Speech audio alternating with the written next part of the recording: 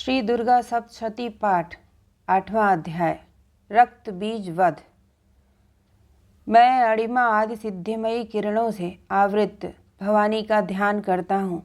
उनके शरीर का रंग लाल है, नेत्रों में करुणा लहरा रही है तथा हाथों में पाश, अंकुश, बाण और धनुष शोभा पाते हैं। ऋषि कहते हैं, चंड और मुंड नामक दैत्यों के मारे जाने तथा बहुत सी सेना का संहार हो जाने पर दैत्यों के राजा प्रतापी शुंभ के मन में बड़ा क्रोध हुआ और उसने दैत्यों की संपूर्ण सेना को युद्ध के लिए कूच करने की आज्ञा दी। वह बोला, आज उदायुध नाम के 86 दैत्य सेनापति अपनी सेनाओं के साथ युद्ध के लिए प्रस्थान करें। कंबु नाम वाले दैत्यों के 84 सेना नायक अपनी वाहिनी से घिरे हुए यात्रा करें। 50 कोटि वीर कुल के और 100 धौम्र कुल के असुर सेनापति मेरी आज्ञा से सेना सहित कूच करें। कालक, दौहर्द, मौर्य और कालकीय असुर भी युद्ध के लिए तैयार हो मेरी आज्ञा से तुरंत प्रस्थान करें। भयानक शासन करने वाला असुर राज शुंभ इस प्रकार आज्ञा दे सहस्त्रों बड़ी बड़ी सेनाओं के साथ युद्ध के लिए प्रस्थित हुआ। उसकी अत्यंत भयंकर सेना आती देख चंडिका ने अपने धनुष की टंकार से पृथ्वी और आकाश के बीच का भाग बुझा दिया। राजन, तदंतर देवी के सिंह ने भी बड़े जोर जोर से दहाड़ना आरंभ किया।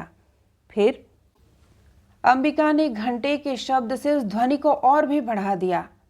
धनुष की टंकार, सिंह की दहाड़ और घंटे की ध्वनि से संपूर्ण दिशाएं गूंज उठीं।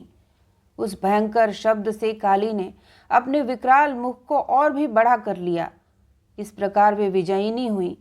उस तुमुल नाद को सुनकर दैत्यों की सेनाओं ने चारों ओर से आकर चंडिका देवी, सिंह तथा काली देवी को क्रोध पूर्वक घेर लिया। राजन, इसी बीच में असुरों के विनाश तथा देवताओं के अभ्युदय के लिए ब्रह्मा, शिव, कार्तिकेय, विष्णु तथा इंद्र आदि देवों की शक्तियां, जो अत्यंत पराक्रम और बल से संपन्न थीं, उनके शरीरों से निकलकर उन्हीं के रूप में चंडिका देवी के पास गईं। जिस देवता का जैसा रूप, जैसी वेशभूषा और जैसा वाहन है, ठीक वैसे ही साधनों से संपन्न हो उसकी शक्ति असुरों से युद्ध करने के लिए आई। सबसे पहले हंस युक्त विमान पर बैठी हुई अक्ष सूत्र और कमंडलू से सुशोभित ब्रह्मा जी की शक्ति उपस्थित हुई, जिसे ब्रह्माणी कहते हैं।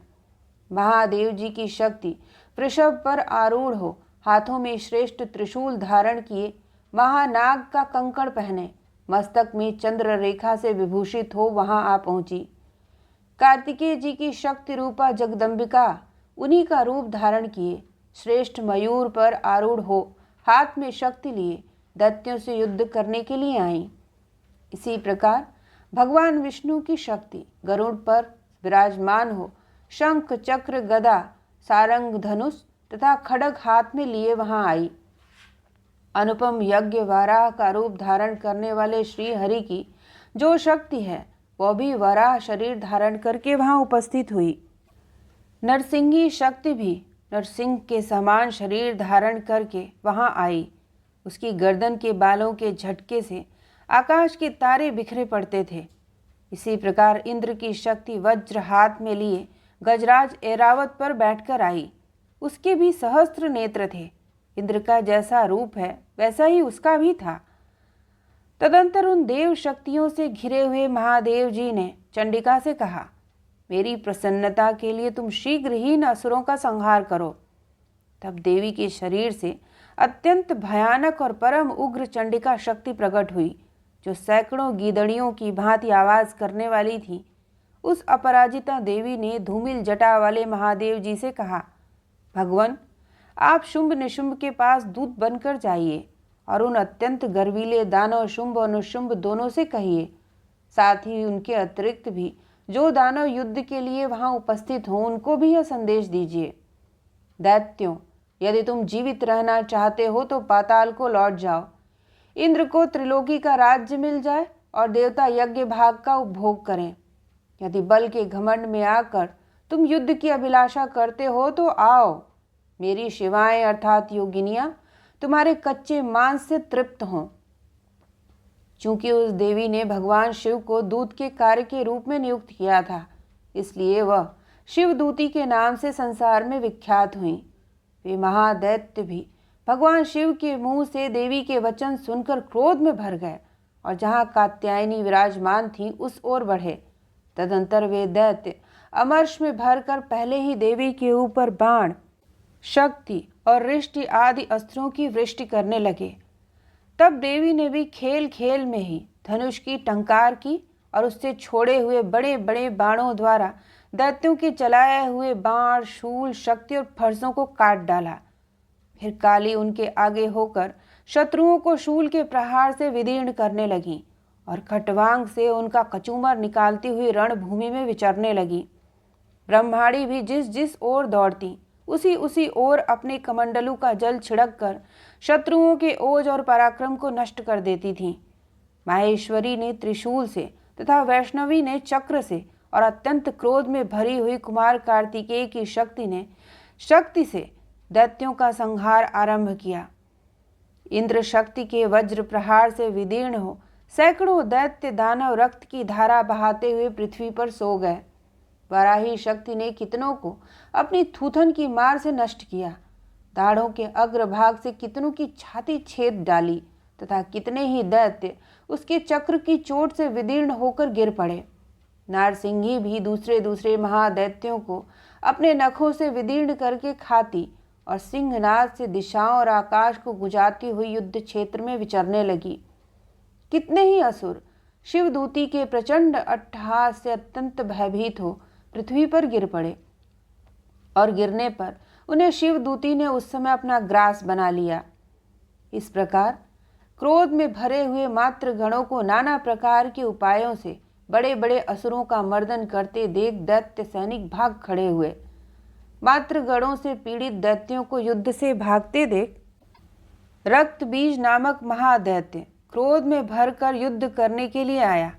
उसके शरीर से जब रक्त की बूंद धरती पर गिरती तब उसी के समान शक्तिशाली एक दूसरा महादैत्य पृथ्वी पर पैदा हो जाता। महासुर रक्त बीज हाथ में गदा लेकर इंद्र शक्ति के साथ युद्ध करने लगा। तब इंद्री ने अपने वज्र से रक्त बीज को मारा। वज्र से घायल होने पर उसके शरीर से बहुत सा रक्त चूने लगा और उससे उसी के समान रूप वाले और पराक्रम वाले योद्धा उत्पन्न होने लगे। उसके शरीर से रक्त की जितनी बूंदें गिरती उतने ही पुरुष उत्पन्न हो गए। वे सब रक्त बीज के समान ही वीर्यवान, बलवान और पराक्रमी थे। वे रक्त से उत्पन्न होने वाले पुरुष भी अत्यंत भयंकर अस्त्र शस्त्रों का प्रहार करते हुए वहां मातृ गणों के साथ घोर युद्ध करने लगे।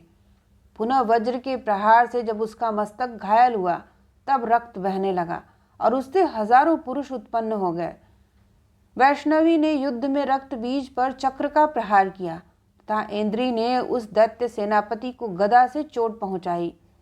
वैष्णवी के चक्र से घायल होने पर उसके शरीर से जो रक्त बहा उससे जो उसी के बराबर आकार वाले सहस्त्रों महादैत्य प्रकट हुए उनके द्वारा संपूर्ण जगत व्याप्त हो गया।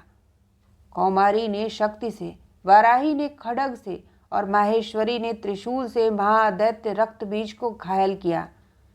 क्रोध में भरे हुए उस महादैत्य रक्त बीज ने भी गदा से सभी मात्र शक्तियों पर पृथक पृथक प्रहार किया।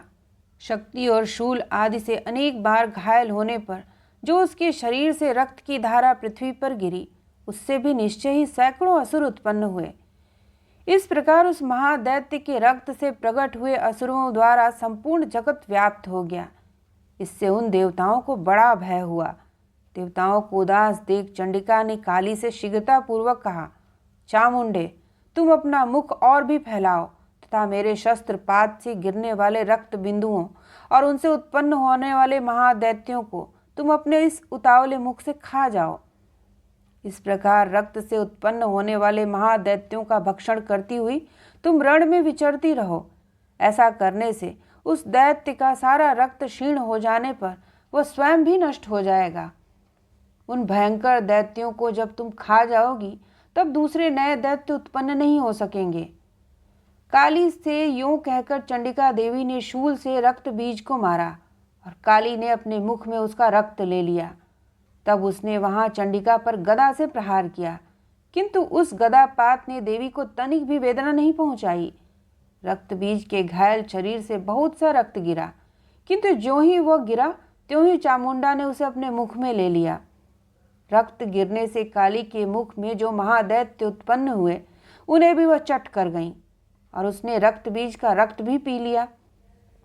तदंतर देवी ने रक्त बीज को, जिसका रक्त चामुंडा ने पी लिया था, वज्र, बाण, खड्ग तथा रिष्ट आदि से मारकर उसका अंत कर डाला। राजन, इस प्रकार शस्त्रों के समुदाय से आहत और रक्तहीन हुआ महादैत्य रक्त बीज पृथ्वी पर गिर पड़ा। नरेश्वर, इससे देवताओं को अनुपम हर्ष की प्राप्ति हुई और मातृगण उन असुरों के रक्तपान के मद से उद्यत सा होकर नृत्य करने लगे। इस प्रकार श्री मार्कंडेय पुराण में सावर्णिक मनवंतर की कथा के अंतर्गत देवी महात्म्य में रक्त बीज वध नामक 8वां अध्याय पूरा हुआ। मिलते हैं अगले अध्याय में। नमस्कार।